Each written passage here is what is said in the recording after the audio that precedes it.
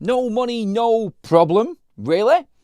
January transfer window is around the corner. It is only a couple of months away, around about 10 Manchester United games away. Has Ruben got enough right now to see him through to that January transfer window? But then, is there going to be any money spent? There are reports going around that there isn't any money going to be spent in January now because United obviously can't get their top targets. So I have pinpointed the areas United might need improvement in and the actual realistic targets Manchester United could get, because it does look like it is going to be a loan fest this January.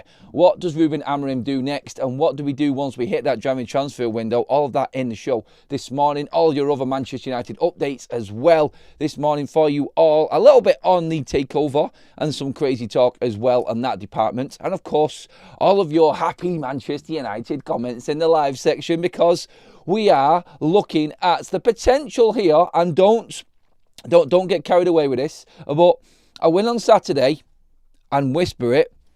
Ruben Amorim's up for manager of the month. Who'd have thought that would have happened at one point this season? But that is a clean sweep in October. Yeah, granted, there's only been 3 games, but what more can you ask for? It's a 100% record win rate for Ruben if he beats Brighton. I know it's a big if, and I know I'm just getting overly excited, but who'd have thought that that would have been up on the cards coming into this month with what happened against Brentford just before we kicked into October? Hey, look, it is a crazy world, and the Premier League is full of surprises, and Manchester United could be about to, be one of them surprises? Nobody's seen Manchester United being in the top half of the table right now. Nobody's seen Man United being 3 points off the second spot in the league behind Manchester City.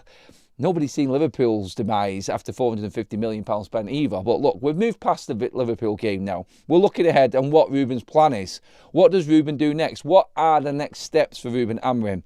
Lots of people have talked about his strategic movement and the tactics against Liverpool. I've seen loads of videos and loads of people going into depth about what Ruben did against Liverpool at Anfield. And I've said this before, we said it on the day, we said it yesterday even as well, that Liverpool is Liverpool. And going to Anfield not expecting to win is a completely different kettle of fish when it comes to Brighton and what they're going to pose to Manchester United. Brighton, by the way, sweating on about 8 players at the moment in terms of fitness and availability for the game this weekend. So how the hell is there a wasp in my studio right now? Like, literally, it's October and that is a huge wasp. What the hell is going on right now? It's not even 10 degrees anymore and there's a wasp in the studio. I mean, seriously, even they want to come in and listen to Manchester United potentially having a manager of the month award on the cards here. Scared the living crap out of me then. That bleeding hell, where's that come from? Oh, good God. Anyway, let's get into what the news is and what's actually going on. The realistic look on things at Manchester United right now. Look, if he wins 3 in a row, then he's up for the award. As simple as that. And everything's looking good for United. But what do Manchester United do? When we get to the January transfer window, there isn't reportedly any money to be spent because United will, and let's not get me wrong, I've seen the Swedish Rumble going through different things, how managers haven't been backed on social media, and factually, it is right. It depends how you look at it when it comes to what's happening with managers, how much money's been spent. Backing is backing, and you can get backed in so many different ways. I've seen all of this, no money being spent. I don't think Manchester United under Vinicius are going to throw money away. I've always made this point, and I think this is where we're at right now. So I think Manchester United have backed Ruben Amorim. I do. I think they have given him enough money in the summer to at least make a dint. It was all about how that money was spent. And we've all highlighted the fact that Benjamin Sesko, Senna Lamens, Brian Mbeumo and Matthias Cunha are all guaranteed starters in this Man United side. Could argue Sesko was dropped for the Liverpool game. I get where you're going. But still, you know what I mean? He is our number 9. So he is a player that's going to feature. And that's what's that? That's a third of Manchester United's starting lineup changed and transformed this season. So looking at that, the money has been spent there. But Ineos are not spending money on players we don't need. I know we need depth. I know we need quality. But if they're going to spend big money, they're not going to spend it on a player that isn't going to be a guaranteed start-off. That's where I think we're at the moment. Until we get that starting 11 nailed down and the players in positions that we know we are going to be saying they're starting every week. And there are certain players already starting to form that that sort of status at Manchester United. So, for instance, like your Brian Mbeumo's, Cunha's, Bruno Fernandes, Ahmad's now, Lamens, obviously De Ligt. There are now a good core of players that you can pretty much guarantee at United at the moment are going to start games. So when you look at the Hendrick, I'm going to talk about Hendrick actually. He is on the topics at the moment as well, believe it or not.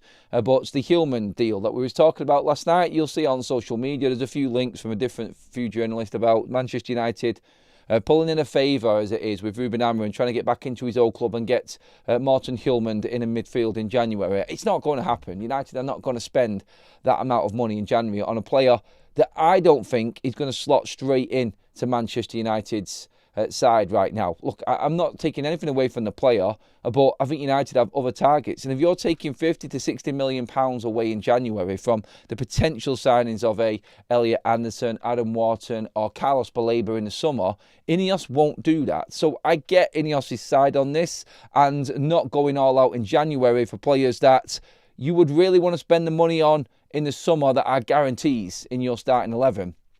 And that's the angle I think that United have actually taken. With Ineos in the transfer market, it has been all hell-bent on getting players into that starting 11 at Manchester United. And again, the jury will be out. It's another unproven player in midfield for Manchester United, whereas all the other three main top targets are Prem-proven players who have hit heights in the Premier League and are full internationals because of what they've done in the Premier League. And there is a difference in that as well. If you can perform in the Premier League at the highest level and get into your international fold, then that's a difference, because it's a difference to anywhere else in Europe, and no disrespect to other European leagues, but if you're holding down a position in the Premier League, then getting into your international side, the fact that you are permanently playing in the Prem and getting into the international side is different to permanently playing, say, in Serie A or La Liga at the lower levels of them divisions, because the Premier League's level is a different one to every other league in Europe. I don't care what anybody says, and I'm not being biased there at all. It is. There are no gimme games. And if you're holding your position down and standing out in the Prem and getting into the international fold because of that, then you are definitely right up there. And I feel that's what Manchester United's angle is here with this. They're looking at players that you know are going to start. And a Hillman or another player coming in January, they're not going to waste that money. Now, Ruben's idea on this is obviously the training drills, everything that happens at Carrington, and getting these players completely on board with what's necessary to play this system with the players we've got. I'm talking about the players like your Brunos and Agate, Casemiro's, whoever it may be in the midfield. The centre-backs have to step forward. I think everybody at Manchester United knows, and the players will as well. They will know through their agents and what's going on in the real world. Like, Manchester United are looking for midfielders. United wants another central midfielder. So they know that change is coming. So they also will know at this point that there is nobody probably coming in January to change anything. Unless, of course, it is a loan. So Ruben fine-tuning the rest of the team that he's got right now. We may see some youth players integrated into Manchester United, and obviously that could make a little bit of a difference. You never know. But ultimately, when you look at it, there's only so much Ruben can do on the training ground. There's only so much these players can do now. But they're getting better, and we can see that. It's the loan market. And the loan market is where Manchester United now, I feel, need to be attacking, and there isn't many options. There aren't many options there for Manchester United in the loan market right now. And when you look at the realistic ones, and we've spoken about them already, look, we're not going to get the top three. We know who they are, the top three targets in midfield. I've just mentioned Hillman there. There's four midfielders I don't think Manchester United can get. We can't get Conor Gallagher. He's number 5 because Atletico Madrid want to sell him, and United won't buy Conor Gallagher. They would loan him, but they wouldn't buy him. Ruben Neves, again, that's one in January, midway through the season. I don't think Manchester United would spend money on Ruben Neves when they can get him free in the summer. If they were going to go for Neves, that is. So there's 6. Now, we're talking 6 different midfielders here that United cannot get their hands on, I don't think, this summer. And it comes back to, I mentioned it last night again, the situation with Joe Bellingham and Borussia Dortmund. He's a realistic target for Manchester United, and it is debatable, and everybody has given their opinions on Joe Bellingham and what's happening with him, whether we think he's good enough for Manchester United or anything like that. If you weren't watching last night, the story at the moment is that the fallout between his dad and directors at Borussia Dortmund, now fans starting to get onto his back. He really isn't flavour of the month over in Dortmund right now, and it is starting to spiral out of control in terms of his time at Dortmund and how he could actually turn it around there. And when January comes around, Dortmund could be looking to offload Joe Bellingham, and I've heard plenty of transfer experts, plenty of journalists talk about this. He is still admired by Ruben Amorim, and if there is a loan opportunity for Manchester United to take Joe Bellingham, they will go for it. It all depends on the deal, loan, another body in there for United with no Premier League experience, but British football, English football, Championship football experience, you could say. And it isn't the be-all and end-all. It isn't what Manchester United fully need. It is all about, I feel, for God's sake, that wasp is huge. Honestly, it's like something from, I can't remember the film from the bleeding years ago. It's, oh God, what was it? It wasn't Jason and the Argonauts. It was something else. I think it was Sinbad. I'm sure it was, with a giant wasp. I feel like I just need a big... back. There you go. Got him. Bang in one shot.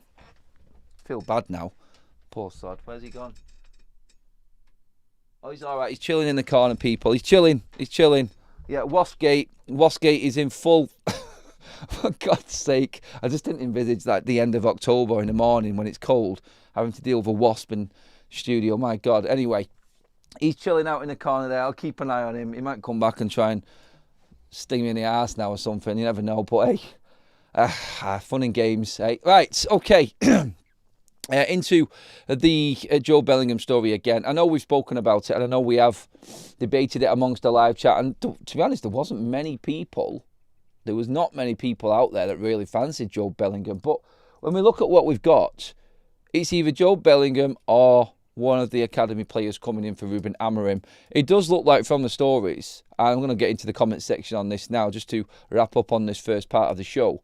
It does look like from the stories and from the newspapers and everyone reporting through journalists is that there is no real sign that Manchester United are going to buy anyone in January. He's back up again. Looks like I've just stunned him and he's out. He's mooching. I'll leave him alone now. Anyway, there are plenty of... Oh, God, it's right above my head again now. For God's sake, he's so off-putting, honestly. Get out of here. Anyway, there's so many stories that are backing up the fact that Manchester United now are just going to be very careful with their money. How would you do it? Get into the live comment section. If you are catching up later on as well and not watching live with us, how would you approach the January transfer window? What would you try and do? If Wharton, Baleba, Elliot Anderson, all off the table, we're not going to go for Neves. We can't get Gallagher. Hjulmand isn't really worth the money in January. We need to save that. Which way would you go? Would you try and loan in someone like Joe Bellingham? Would you try to get that deal over the line? Is that something that would work for Manchester United for the back end of the season? That's it. Joe Bellingham, Nia Danke, says Robbie. I'm going to come into the comment section now. So if you are watching later on, this is the live comment section and their reaction to the Joe Bellingham story. Or even, in fact, how would you approach it? Lee says, "Morning, pal. I think give Ruben Amorim time. There is a difference in our play, and I do think things are going in the right direction. It takes time with such a job. It does take time with such a job, but I think we all knew that we just needed a bit of consistency. Consistency is now massive for United, and I think consistency. If you have gone through a spell." Let's just say the first 9 games of the season after we've played Brighton this weekend, and United have gone through a spell in that period and they've won 3 games in a row, I think you could safely say that that was an okay start to the season, a very good start to the season. United have shown consistencies in that, because not only will that be 3 wins in a row this weekend, it will also be 4 wins in a row at home at Old Trafford, which then makes you think, right, okay, if we can sneak the odd win here and there away from home, but continue to win at home, that should automatically put Man United in Europe next season. And that's how important the home record is for Manchester United. And that's why everybody will be going into that game against Brighton at weekend fully expecting in a way, it's like, right, okay, you've done the big thing. You've got that second win. You've won at Anfield. Now, just mop up the bread and butter. Get down to just winning the normal games. Because United have had a tough run of games in the first 8 games of this season. And now we're rolling into a group of fixtures that really open up opportunities for United. And obviously concerns at the same time. I'll go through them in a minute. But keep them comments coming in first of all. Why aren't they looking at a way cheaper alternatives that fit the profile? They are not there. Look, this is their plan. And you know what? We have bemoaned and gone in on Manchester United ownerships and situations in transfer windows gone by about Manchester United's knee-jerk reaction, panic buying, going out for players that really don't fit. They just brought a player in to fill a position in the changing room. And that is something that I don't like. I like the fact that we didn't go out and buy a midfielder after we didn't get Baleba, because it was just going to be one of them pure end of this transfer window panic buys again. And it is actually going to be, I feel, I think a step forward for Manchester United if we do carry on this way. We don't actually get the someone just sent me a picture there of me being attacked by a wasp. Yeah, thanks for that one, Kaz. Anyway, I'll come back to that again, the bloody wasp. But if Manchester United don't go out and panic buy and go and do a Casemiro or an Antony situation again, that's a step forward for Manchester United. That's where we need to be. And that needs to be organised. The big, let's just say the caveat to that is like, can Rúben work with what he's got? Is there enough in this team right now? We've shown this season with what is that, a 50% win record so far with what we've got in the league this season. I would have taken it. I would have, I'm going to be honest. I've seen a little bit more consistency there. And I think Manchester United, like I said, at home are a different ballgame now. So, look, I think in January, if the right opportunity comes around, and if Joe Bellingham can be brought in on loan, I am not going to say that that's a bad move for Manchester United. I'm going to be completely honest now. I'm going to say Joe Bellingham in on loan, if Dortmund are struggling, if Dortmund want to get rid of a player for 6 months and then just let everything calm down, and we can take him with no obligation, with no commitment. If he turns out to be a world beater, maybe we could thrash out a deal in the summer, and that could be the replacement for a Casemiro or an Agate. I'm not saying that he is the new Jude Bellingham. I think Joe Bellingham plays a bit deeper than what Jude does. I'm not saying I've watched a lot of him. I watched a few championship games last season. He's got a goal in him. He is more of an 8. He's a proper 8 type of midfielder who gets up and down. Not necessarily a holding midfielder, but I think we need 2 midfielders. But I think we need to be prioritising what we really want in the summer more. So let's just see. There's no harm in taking a player for 6 months and then seeing how he does and then making a decision in the summer. We can send him back. Dortmund might want stupid money. We'll say, thank you. We got through this season. We got back into Europe and we have now got them revenues we need to go out and spend and get the midfielder that we want. But we also know the profile of midfielder that's really helped us because we've seen what Joe Bellingham offered us. That kind of scenario, look, long-winded and a million miles away from reality right now. But the scenario is developing and I'm looking at all of the options that Manchester United might have to go and improve in January for Rúben. And there aren't many. There is another one, and keep your comments coming in as well, everybody. I'm going to come to them also in a minute. But would you go for Endrick? I know, it sounds crazy, but there are a lot of reports going around at the moment that Endrick is definitely on a few Premier League teams' radars, including Manchester United. He wants a loan move away. Again, it's the same scenario. It is wants game time, wants to break into Ancelotti's Brazil side for the World Cup. He's not going to get it at Real Madrid. He's not played one game. Is there another big red flag there? Or is there an opportunity here that a player just wants to come in and play games to get into the Brazil side rather than looking at United as a money-making opportunity or a drop down? He's 19 and he wants to play football, and that I don't really rate Endrick. I'm going to be honest, and there's no need to really bring in another striker except if Joshua Zirkzee goes on loan. So that's why I threw Endrick in. I've read the reports. I'm not going to big this up to you all and make it sound like United are going for Endrick and this is the player United really need. I'm just going to say it as it is. Like, if Zirkzee leaves or that loan develops Apparently wants to fight for his place in the side still, according to Romano. But there is going to be a situation develop, as we know, in January. If he's still not playing, I can't remember the last time he played, to be honest. I think it was Burnley in August. So we're looking at nearly 2 months here with no Joshua Zirkzee. That's, for a professional footballer, that's hard to take. That's a long time. So I do still think, no matter what's been said, something will happen in January with Zirkzee. I can't see it not. Anyway, when you look at the situation with him and Hendrick, putting them together, maybe. But I'll let you discuss that in the comment section now. Kieran says, we missed the trick on the Palhinha loan in the summer. I've been saying that for a while now. And everybody, well, not everybody, but there's a lot of people had a go at me for bringing up Palhinha. But I thought it was the perfect opportunity for United. Top 4 Champions League qualification, a real possibility now. My list is getting very excited there. I don't mind that at all. I think it is good that we see Manchester United fans all of a sudden, from what we've witnessed and watched, to get that feeling that something could happen. Because, again, I don't want to keep on banging on about it, but we have played Chelsea, Liverpool, Arsenal, Manchester City already in the first 8 games, and we are 3 points off second in the league.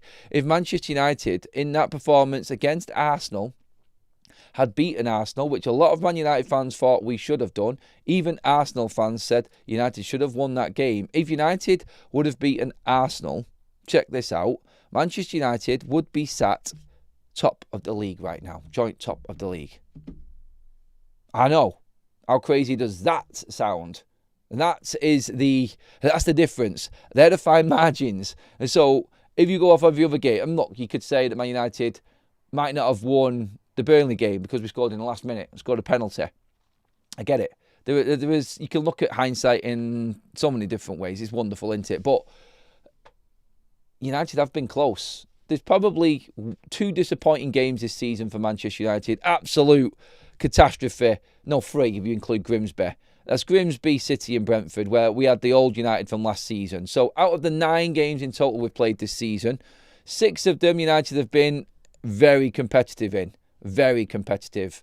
And I think that's a step forward and a positive also when you look at it. So that's how I would say United are improving with what we've got. And if we can do this with what we've got, what about if we did make some clever adjustments to the squad in January? It's only going to get better. We have proved already. We've been to the 2 toughest away games of the season, I feel, in City for us and Liverpool.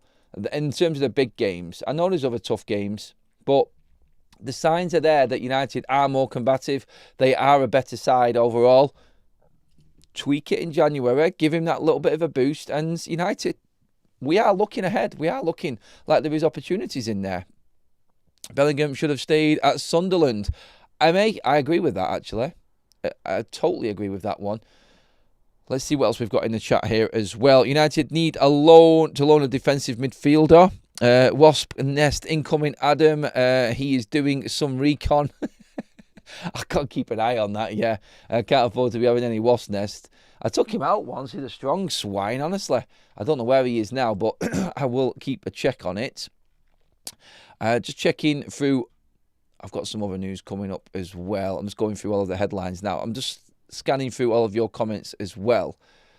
Again, another person talking, Jamie Redknapp, about what Sir Jim Radcliffe said regarding Ruben Amorim. Sir Jim Radcliffe's comments about Ruben Amorim were unusual and even mocked at first, but they might have shifted the dressing room dynamic. He's copying what Wayne Rooney said last night, in that and the owner coming out and making it clear to everybody in the dressing room that Ruben's staying, deal with it, could have really changed the dynamic. You just don't know.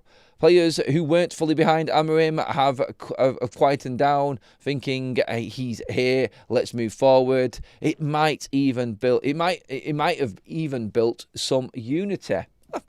Again, I get it. It's a headline hunting comment from Jamie Redknapp there, but when you look at it, there is some realism in it, isn't there?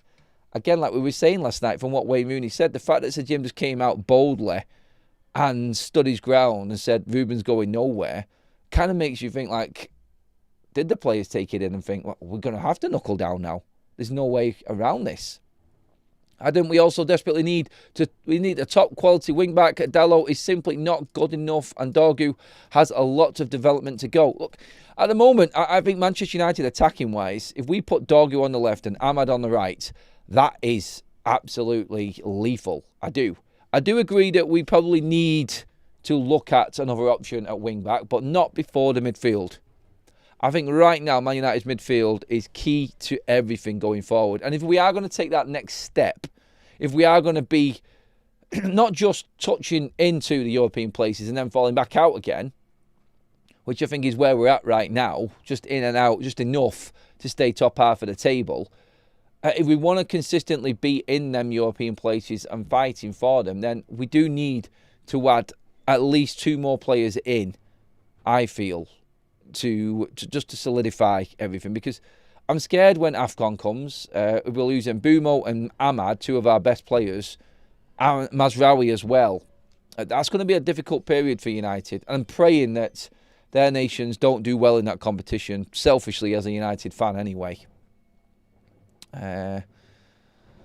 Is the Queen Wasp waiting for somewhere to nest? Don't be saying that, everybody. That must make me think that there is somewhere that there's going to be like a nest. That's a hornet. All right, let's get through a few super chats as well. Plenty in there, actually.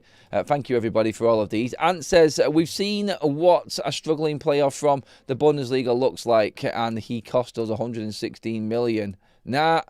And he cost 116 million. Right, okay, so you're talking about Wirtz. Maybe we need some smart loans that still want Neves, though. I mean, Bellingham was in the Championship. That was the difference. And he is different to Florian Wirtz because Florian Wirtz was flourishing and Joe Bellingham was not. Well, let's be honest. He was smashing it in the Championship, and he was struggling in the Bundesliga. So he is a little bit different. And here's my mate Waspy. He's back again. I'm going to have to take him out just to make sure that he doesn't nest. Now you've got me all worried. You've got me worried. Where's he gone? Come on, you swine. Get out of it. Oh, God, that one sounded like a big smack there. I think of... It's one of them, though. You get it, and then it just flies away somewhere into a corner, and you don't know where it's gone. So I've got no idea. Full connection. Right hook. Right on the jaw, I think that one was. Again... Don't like to do that, but honestly, just can't afford to have anything nesting in the studio. That would be a nightmare. Moving on to the Wasp is a Liverpool fan, says Robert. I think he is. Black Sheep says, Elliot Anderson gives me Roy Keane vibes. Gets him. That will be one in the summer, mate, I feel. And again with another one. What about Anano? He's hardly playing at Villa. Is the reason that he's not playing at Villa? And would you want a player like that? Again, I'm not looking for quick fixes here. I'm not looking for someone just to fill a space in this team.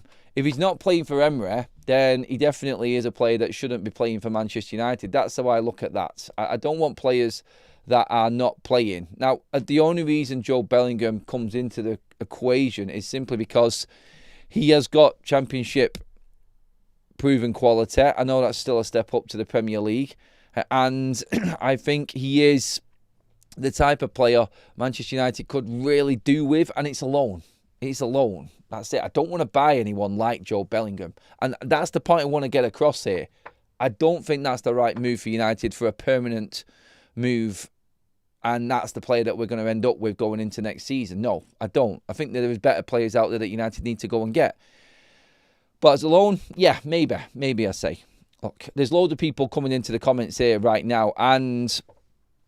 the Wasp will be dormant. Open the door, don't kill him. I've opened the door and I've just pushed him across that way. I want an Arnott 2 summers ago instead of Agate. It could be an Arnott that would be struggling at Manchester United if we bought him 2 seasons ago. There's a reason why United haven't gone for him. There will be a lot of options there for United going into the transfer window when it comes to the summer anyway. And I just don't think they want to rush. They don't want to bring anybody in they don't want to bring anybody in too quickly, I don't think is the way they're looking at it. I just don't think they want to waste any more money. And it always goes back to what Rúben said last season in that press conference where he says, we don't want to make the same mistakes that we made in previous transfer windows. And that is always ringing true in everything that Manchester United do under Ineos, I feel. So, again, don't waste the money and don't go out spending money on a player that you're not going to be playing at the start of next season in January. By that I mean don't buy someone in January unless he is a player you know is going to be starting next season. Because anyone who we do bring in January, you're always going to know that they're going to be inflated prices because nobody wants to sell in January. And everyone knows you're desperate to bring a player in January. It's an opportunistic market in January. And you've just got to see if there is anything there that will tide you over, I feel. And that, I think, is the approach for the transfer window. Right, when you look at the games that are coming up, and I joked at the start of the show saying a win on Saturday for Manchester United, and Ruben Amorim is up for Manager of the Month. 100% record in October. Yes, only 3 games, but looking at the games, I wanted to have a look at this now and plan this out because this is the turning point for Manchester United. So November is very, very busy for Manchester. Well, it's not. It's still only 4 games when I look at it, but it's busier than October, let's say that. But very, very difficult games again for Manchester United. And Brighton at home this weekend, I feel United can win that game. I think United can win all of their home games. That's what I look at. And I would expect Man United to win their home games, but you've got Brighton at home. Then we've got, into November, we've got Forest away, Spurs away, Everton at home, and Palace away. So they're United's next 5 games. We have got a poll running as well right now in the live chat. So if you are playing catch-up and watching later on and you want to get involved in it, where will United finish? 1st to 4th, 5th to 6th, 7th to 12th, 13th or lower. 13th or lower has got 1% of the vote. I'm happy about that. But who is that 1%? 7 to 12th, 24% of the vote. 5th to 6th is winning it with 54% of the vote right now. And 1 to 4th, so finishing in the top 4, 21% of this audience this morning actually feel like Manchester United can get top 4 this season. That is mental. The confidence levels have shifted massively from what we were talking about literally 3 weeks ago. And it was doom and gloom again. It's crazy. I mean, them games there, when you look at it, Brighton, I would say Brighton and Everton, the home games, we have to win them games. So there's your 6 points there for them 5 games. Forest away, look, we have to go into that game expecting to win. I don't care if Sean Dyche is in. Luckily, we don't get the bounce back game straight away. It's the next week. So hopefully he comes in and he gets that. It's not a bounce back game. Whoever it is they're playing, I don't even know who Forest are playing this weekend. I'll have to check that out later. But Sean Dyche and United go into that game. We've got to win that game. Surely we got to win that game.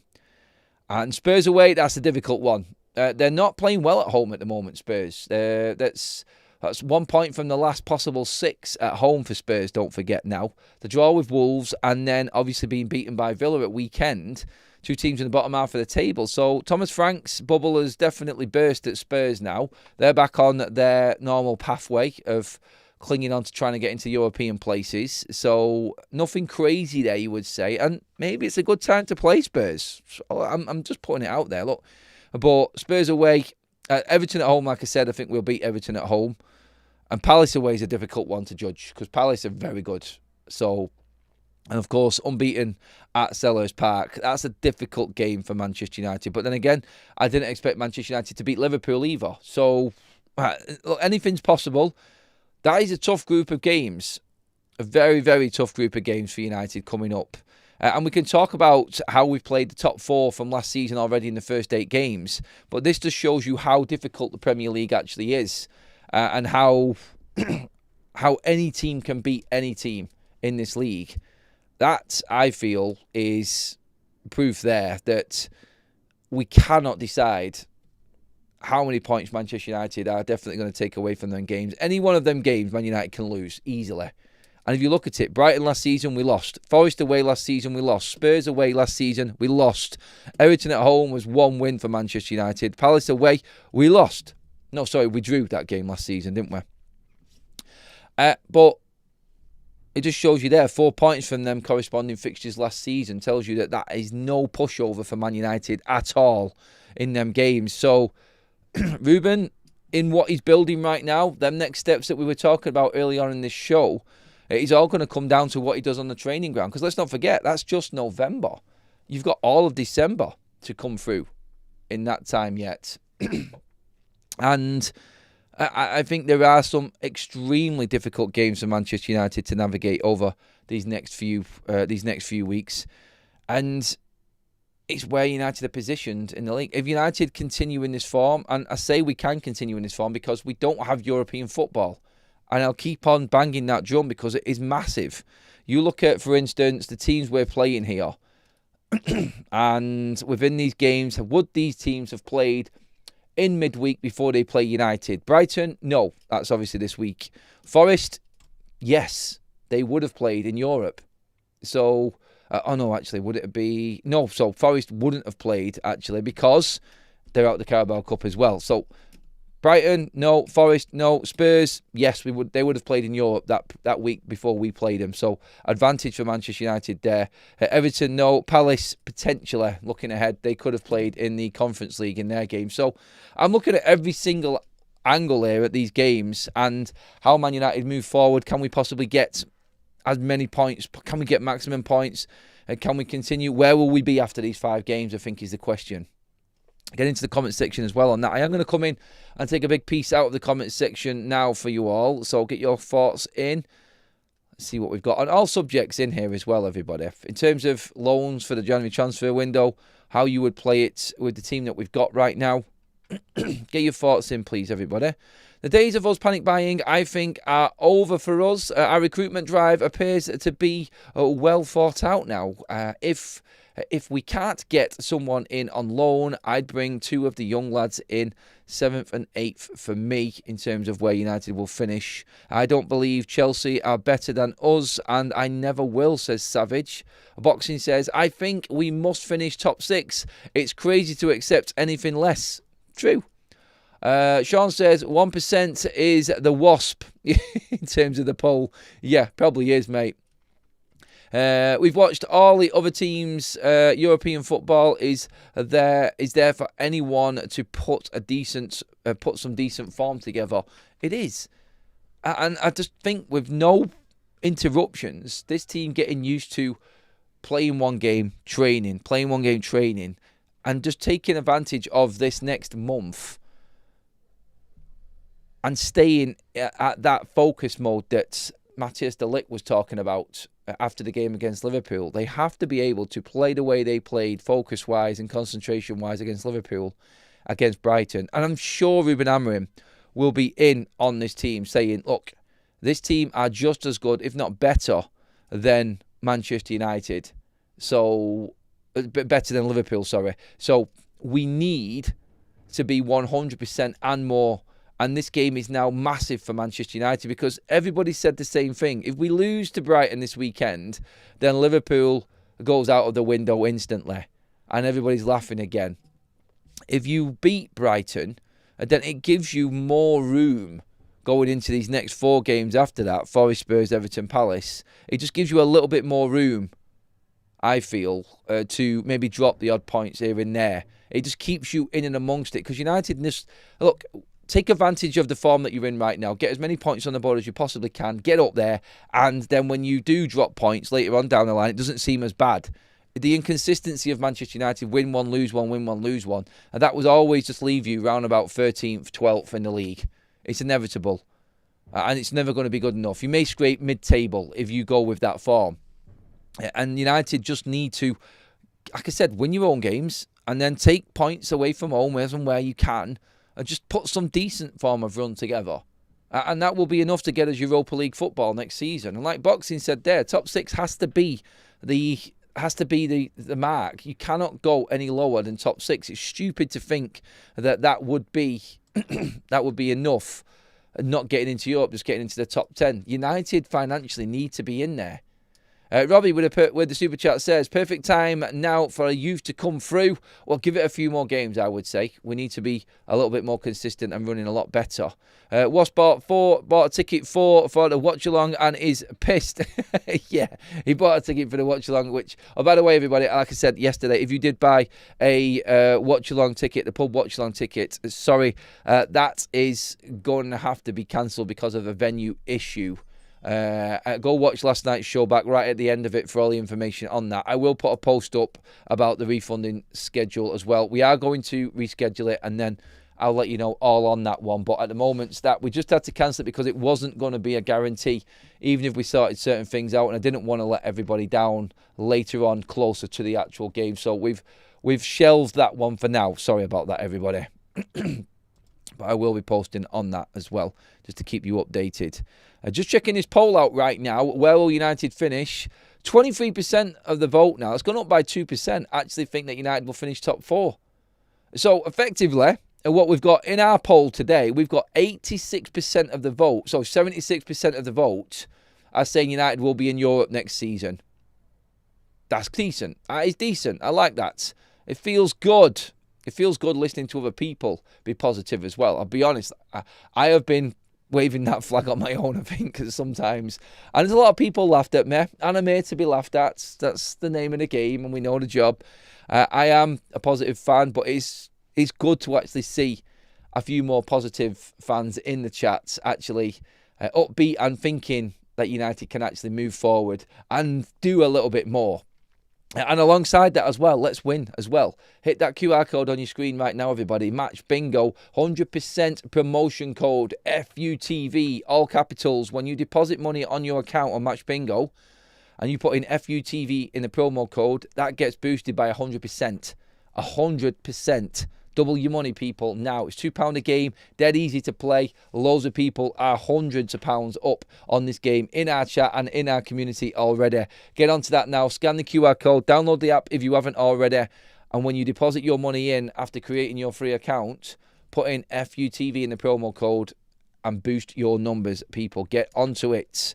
Seeing Lamens in goal is so uplifting. Ruben was talking big about Senna Lamens yesterday. I was talking big about Senna Lamens yesterday. There's so many people that have gone in on him. Lamens talking himself. I think my social media has exploded. But they told me before the transfer, I already knew a little bit. But it's been a really good feeling that you get the praise. Also with the wins, it's a really nice feeling. It's Manchester. It's really nice. I've been in my apartment now a couple of weeks, so it's quite easy. It's just everything that this guy says, like the fact that he got his new home so quickly. He integrated in his extra training sessions. Have you seen the videos of Senna Lamens' training drills and what he does in the gym, by the way? Honestly, I don't think I've seen Andre Onana do anything like this ever.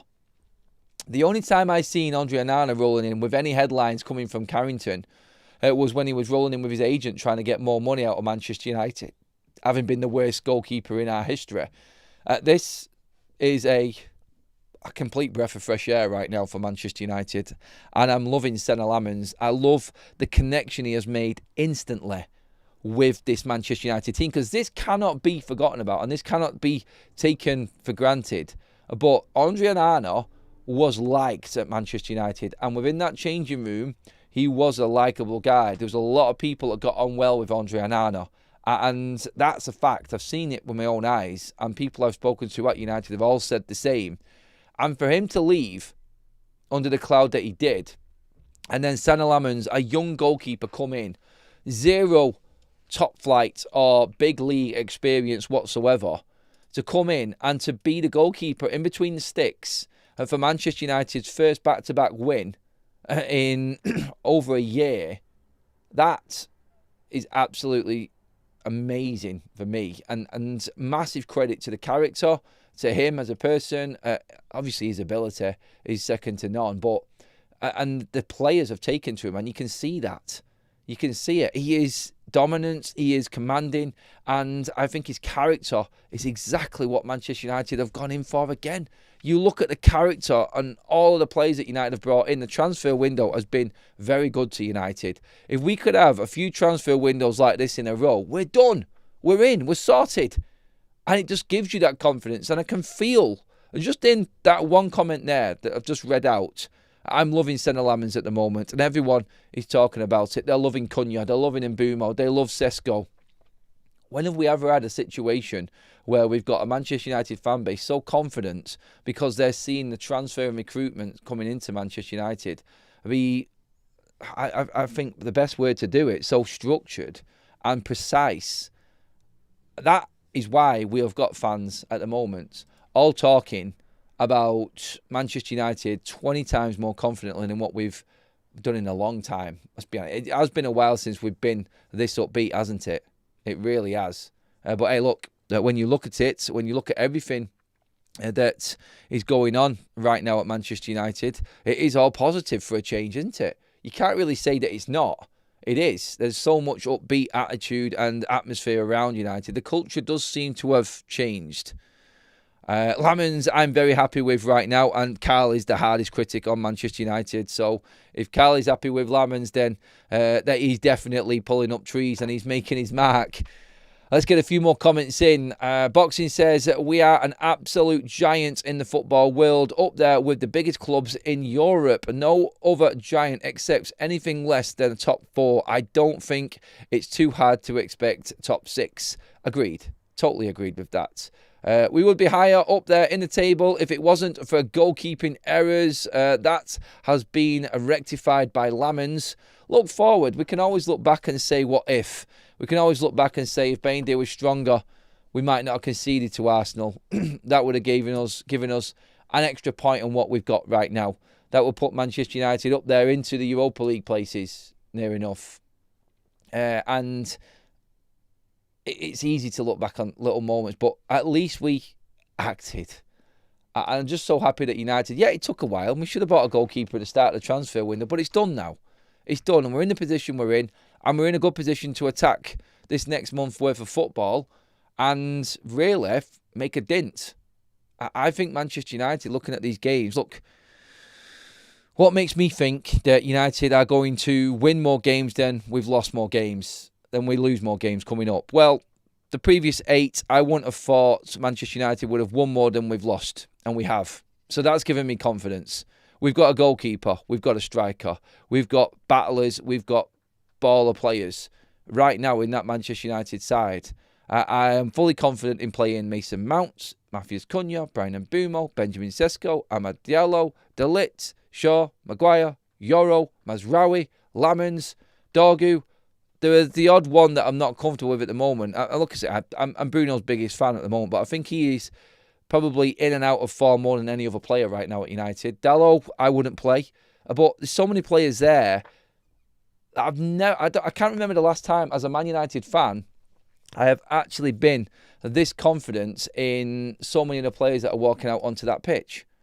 I don't. I could name an 11 and feel pretty comfortable with 9 of them right now. That's how I feel. Whereas before it was probably 3 or 4 players that you could probably feel would get you over the line with a decent performance. It's changed. And that's changed because of Rúben and Ineos. It's as simple as that. What they have done has definitely switched the focus, I think, in Manchester United fans as to what we can do with this team rather than we need a transfer window desperately. That's the difference that I have seen. We can actually do something with the players that we've got right now, and maybe you could add some of the academy players in on that as well. So, yeah, big positive push from me again this morning. Me and Willie the Wasp have had a right ball this morning with you all. I can still see some people that are sceptical, and that is fine. Don't worry about it. I'm happy Rasmus is away from the club and doing well. The club expected a young, raw striker to lead the line. Poor profiling from the club, 100%. That from Real Life Media. You could be right, Gems, but he could be great with the new signings we have. What's Gems said there? And I think we wouldn't be the same player. He wouldn't be the same player if we'd have kept him, unfortunately. Probably on Rasmus, then I'm taking it. Every team has little moments, has little moments. Play that Liverpool game again next week. We could lose it. They had 3 clear chances and missed. Gakpo header, Isak 1-on-1, Salah back post, 3 best chances of the game. I disagree, Carl, because Bruno's was better than all of them. Bruno should have hit the target. Let's think the deflection of, was it Gakpo again that went just over the bar? That sort of ricochet for Mason Mount in the first half also. That went just over his back heel. So I'm countering your it could have been worse, but it could have been better, Carl. Because Manchester United, before them chances you spoke about, should have been 2-0 up with Bruno Fernandes. And yes, that one did hit the post as well. So I'm going to say on this, yeah, you can look back at it and say it could have been a different game. But the fact that we're looking at it and we're arguing it could have been different negatively with it could have been different positively is ultimately a bigger plus point for us going forward. Am I right? There were times in that game where Liverpool should have scored. There were times in that game United should have scored. And if United had gone 2-0 up, what would have happened to Liverpool? Because we should have been 2-0 up before all of them chances came for Liverpool. So, again, moments in games. And yes, it could have been different, but it could have been better. I'll say that. Anyway, slots at the wheel, says Boxing. What a great way to finish up our video this morning. Thank you, everybody, for being up there and in the chat this morning with me, getting me through Waspgate. It was quite tricky. I've still got to go and find Willie. He's somewhere. I'll make sure he's all right and try and get him outside. Can't be having him nesting in. Anyway, that is me for now, people. I will see you all later on. Make sure you get your comments in below after the live is finished. Give the video a like. Make sure you hit that subscribe button. And also hit your match bingo cards now, everybody, to be in with a chance of winning big. Put in promo code FUTV and hit that 100% bonus.